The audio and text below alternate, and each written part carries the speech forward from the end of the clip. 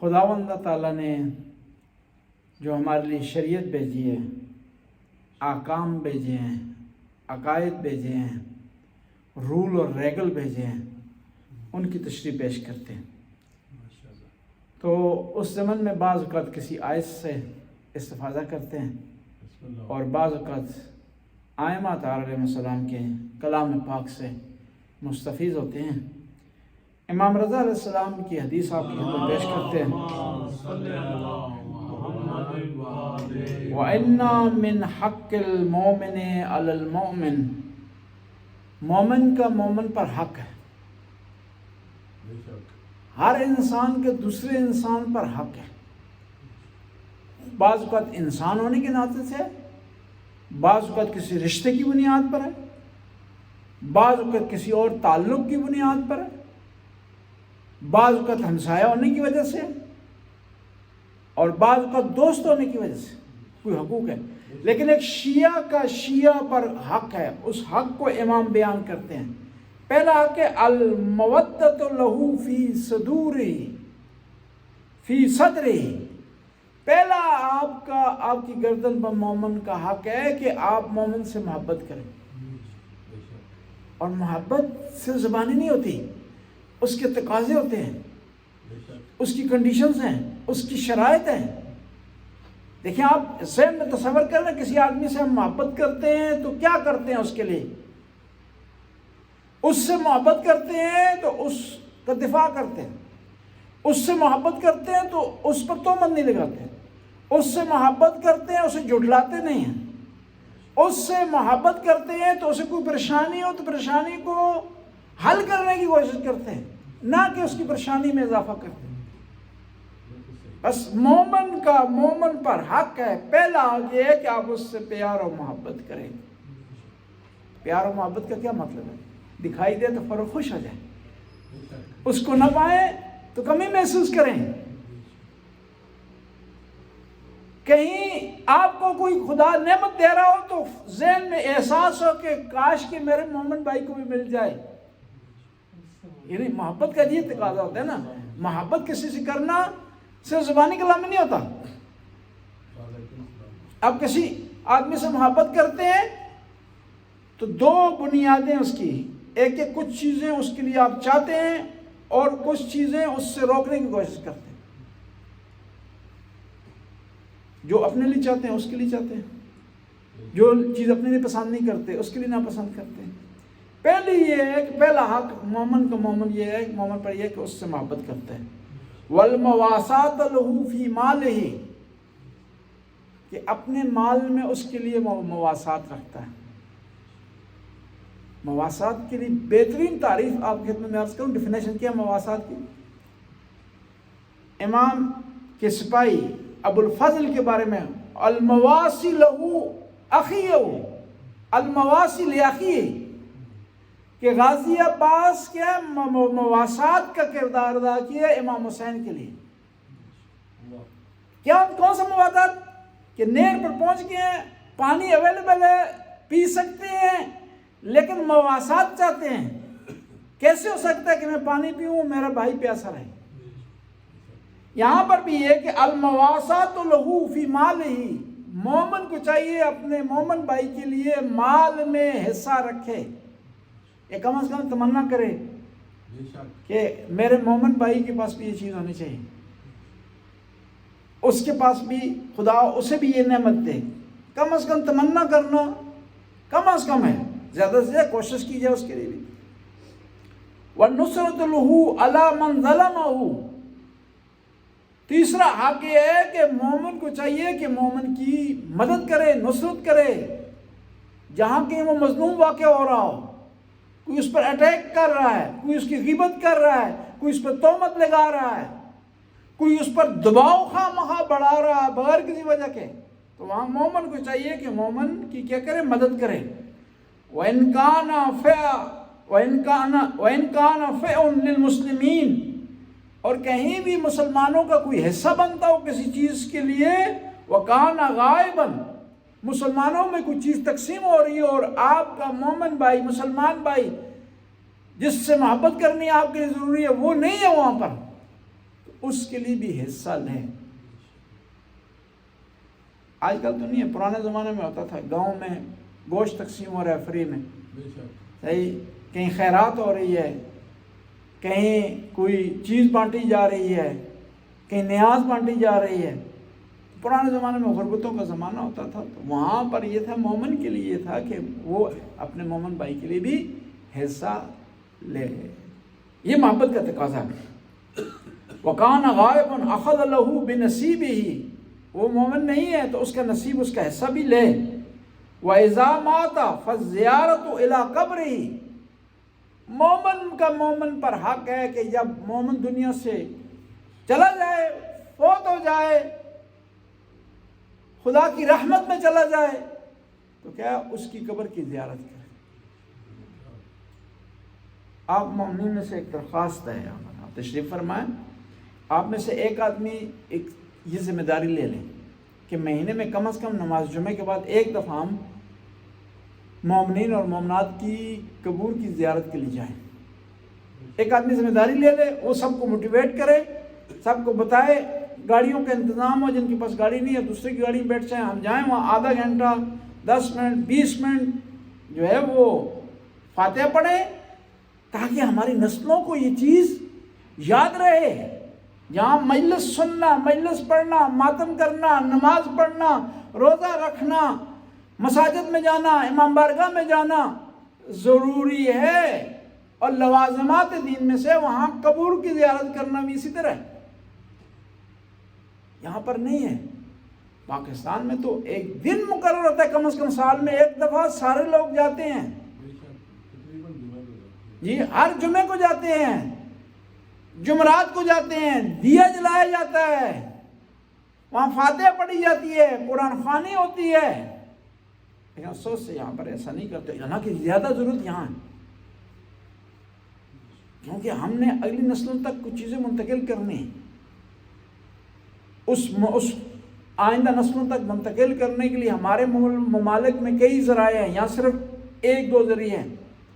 وہاں مسجد ہے، اسکول ہے، آپ کو بتاتا ہے دینی تعلیم، معاشرہ آپ کو دینی اقدار سکھاتا ہے، معاشرہ کلوز ہے، دیکھ رہے ہیں ایک دوسرے کو، مل رہے ہیں، جڑ رہے ہیں، اور جو آدمی نہیں فالو کر رہا ثقافت کو، اس کو برا بلا کہا جاتا ہے۔ لوگ کم از کم لوگوں کی وجہ سے چیزوں کو فالو کرتے ہیں، لیکن یہاں پر آپ نے کوشش کرنی ہے، آپ نے اسٹرگل کرنی ہے، آپ نے اس چیز کو آگے بڑھانا ہے۔ جس آپ کے سینے میں آل بیت علیہ السلام کی محبت ہے، تعلیمات اسلامیات ہے، اسلامی ہیں آپ کے سینے میں، عقائد ہیں، احکام ہیں، اخلاقی اقدار ہیں، ان کو آپ نے منتقل کرنا ہے آئندہ نسلوں کے تک۔ تب کریں گے کہ آپ یاد رکھیں گے، فالو کریں گے، دقت کریں گے، کوشش کریں گے، ایک دوسرے کو یاد دلائیں گے، تو تب جو ایسا ہو سکتا ہے۔ وَالزِّيَارَةُ إِلَىٰ قَبْرِهِ، کیا ہے؟ مومن دنیا سے چلا گیا تو اس کی قبر کی زیارت کرنا ثواب ہے، حق ہے آپ کی گردن پر۔ جس طرح آپ کی گردن پر واجبات ہیں، نماز ہے، روزہ ہے، حج ہے، زکوٰۃ ہے، خمس ہے، دوسرے واجبات ہیں، چاہے مالی ہوں، چاہے بدنی ہوں، چاہے اوقات کے حوالے سے ہوں، اسی طرح آپ کی گردن پر یہ ہے کہ مومن کی قبر کی زیارت کے لیے جائیں۔ اور پھر یہ ہے کہ وَلَا يَظْلِمُهُ، مومن پر ظلم نہیں کرتا، کسی حوالے سے، زبانی ظلم ہو، مال کے حوالے سے ظلم ہو، ہاتھ کے حوالے سے ظلم ہو، کسی حوالے سے۔ وَلَا يُغَشُّهُ، اور مومن سے فراڈ نہیں کرتا۔ فراڈ ویسے بھی نہیں کرنا چاہیے، کسی سے نہیں کرنا چاہیے، جائز نہیں، خاص طور پر مومن سے فراڈ، دھوکہ دینا، فراڈ کرنا، وعدہ وفا نہ کرنا، کسی کو ٹائم دینا، اس کی خلاف ورزی کر دینا، یہ ساری چیزیں حقوق ہے، ان کو ہم چھوٹا چھوٹا سمجھتے ہیں، ان کو باریک سمجھتے ہیں، ایسا نہیں ہے۔ یہ لکھی جاتی ہے، ہر چیز نوٹ ہوتی ہے۔ جب آپ مومن کا حق ضائع کرتے ہیں تو آپ نے جواب دینا ہے اس کا۔ وَلَا يَخُونُهُ، مومن کی خیانت نہیں کرتا۔ مومن خیانت کس طرح ہوتی ہے جی؟ خیانت کا ہر لیول پر اپنا معنی ہے۔ آپ کے پاس کوئی چیز رکھتا ہے، کوئی امانت کے طور پر پیسے رکھتا ہے، مال رکھتا ہے، پراپرٹی رکھتا ہے، تو آپ اس کو اس کی اجازت کے بغیر استعمال کرتے ہیں تو یہ خیانت ہے۔ اسی طرح آپ کے پاس کوئی آدمی بات رکھتا ہے آپ کی، اپنا راز رکھتا ہے، اپنے دل کی بات آپ سے کہتا ہے، اپنے ایک مدد لینے کے لیے آپ کے سامنے پیش کرتا ہے، اپنی پریشانیوں آپ کے ساتھ شیئر کرتا ہے کہ میں اس پریشانی کا شکار ہوں، تو آپ کے پاس وہ چیز امانت ہے، آپ کے لیے جائز نہیں ہے کہ اس کو آگے بیان کریں۔ یہ اگر بیان کریں گے سامنے اس کی اجازت کے بغیر تو خیانت ہے۔ خیانت کا مطلب یہ ہے گناہ کیا آپ نے، گویا آپ نے اس کی غیبت کی ہے، گویا آپ نے اس کو تہمت لگائی ہے، گویا آپ نے اس کا حق مارا ہے۔ اور بعض اوقات ہم سمجھتے ہیں نا کہ غصب کرنا، حق کسی کا مارنا مال ہے صرف نہیں، عزت بھی کسی کی آپ کے پاس امانت ہوتی ہے۔ اور یہ ایک اور چیز یاد رکھیں، جس نے آپ سے راز کی بات کی ہے نا، آپ کو بہت اچھا سمجھا اس نے، آپ کو نیک سمجھا ہے، پرہیزگار سمجھا ہے، اللہ والا آپ کو سمجھا ہے، تب آپ کے سامنے ایک اپنے دل کی بات کی ہے اس نے نا، یعنی اس کی نگاہ میں اتنے بلند ہیں آپ، لیکن آپ جب خیانت کرتے ہیں تو گویا آپ اپنے آپ کو گرا رہے ہیں کہ بھائی تو غلط سوچ رہا تھا میں ایماندار نہیں ہوں، تو غلط سوچ رہا تھا میں نیک نہیں ہوں، تو غلط سوچ رہا تھا کہ میں پارسا نہیں ہوں، تو غلط سوچ رہا تھا کہ میں سچا ہوں۔ میں کیا ثابت کر رہا ہوں، خیانت کر کے یہ ثابت کیا جا رہا ہے کہ میں جو ہے وہ سچا آدمی نہیں ہوں۔ کم از کم ایک اور چیز یاد رکھیں نا، جو آپ سے متعلق خوش گمانی رکھتا ہے نا، اس کی خوش گمانی کی خاطر اچھے ہو جائے۔ اس نے خوش گمانی کی آپ سے متعلق، حسن ظن کی آپ سے متعلق، اس کے حسن ظن کی وجہ سے کم از کم آپ اچھے ہو جائیں، اس کے حسن ظن کو برقرار رکھیں۔ وَلَا يَخْذُلُهُ، مومن کو تنہا نہیں چھوڑتا، وَلَا يَكْتُبُ، اور اس کی غیبت نہیں کرتا، وَلَا يُكَذِّبُهُ، مومن کو نہیں جھٹلاتا۔ فرض کریں ایک آدمی ہے نا، اس نے کوئی بات کر دی ہے، آپ سمجھ رہے ہیں کہ یہ بات سچی نہیں ہے، فرض کریں آپ سمجھ، لیکن یہ آپ کے لیے حق نہیں بنتا کہ سب چار آدمیوں کے سامنے فوراً سے جھٹلا دیں، فوراً اس کو کنڈم کر دیں کہ نہیں یہ ایسا نہیں ہوا تھا۔ اس کو بعد میں سمجھا دیں علیحدہ کر کے، بھائی جو آپ نے جو بات کی تھی شاید آپ تک غلط پہنچی ہے، بات اس طرح تھی۔ کیونکہ مومن کی عزت خانہ کعبہ سے بھی بلند ہے، خانہ کعبہ سے بھی بلند ہے مومن کی عزت، اس کا احترام، اس کی آبرو، اس کا مقام، اس کی جاہ و جلال۔ اور دیکھیں خاص طور پر وہ افراد جن کو آپ سمجھتے ہیں معاشرے کے کمزور افراد ہیں، ان کا کوئی نہیں ہے، ان کا دفاع کرنے والا نہیں ہے، یہ بول نہیں سکتے جی، یہ جواب نہیں دے سکتے، ان کا پتہ کون ہے؟ خدا ہونا تھا۔ بعض اوقات انسان کسی کو کیوں نہیں ٹوکتا؟ ڈر کی وجہ سے، اس کے پاس پیسہ ہے، کیوں نہیں ٹوکتا؟ منہ پھاٹا ہے، جواب دے دے گا۔ کیوں اس کو نہیں ٹوکتا؟ کہ جو بدلہ اتار لے گا مجھ سے۔ لیکن جب دیکھتا ہے آدمی کہ نہ کوئی اس کے پاس پیسہ ہے، نہ اس کی کوئی فیملی ہے، نہ اس کے کوئی رشتہ دار ہے، نہ اس کو کوئی بیک گراؤنڈ ہے، نہ اس کے کوئی دوست احباب ہے، نہ یہ منہ پھٹ ہے، تو فوراً اس کی بے عزتی کرنا شروع کرتا ہے۔ وہاں پر کون ہے اس کا؟ خدا ہے، جو ہر چیز سے زیادہ بالا تر ہے، جو جس کی طاقت کا کوئی مقابلہ نہیں کر سکتا، جس کے عذاب کے سامنے عذاب سے کوئی بچ نہیں سکتا۔ بس یہاں آپ بے کس آدمی پر چڑھائی کرتے ہیں نا، تو وہاں پر آپ اس بے کس آدمی پہ چڑھائی نہیں کر رہے، خدا کے مقابلے میں آ رہے ہیں، اور خدا کے مقابلے میں کوئی بھی آ نہیں سکتا۔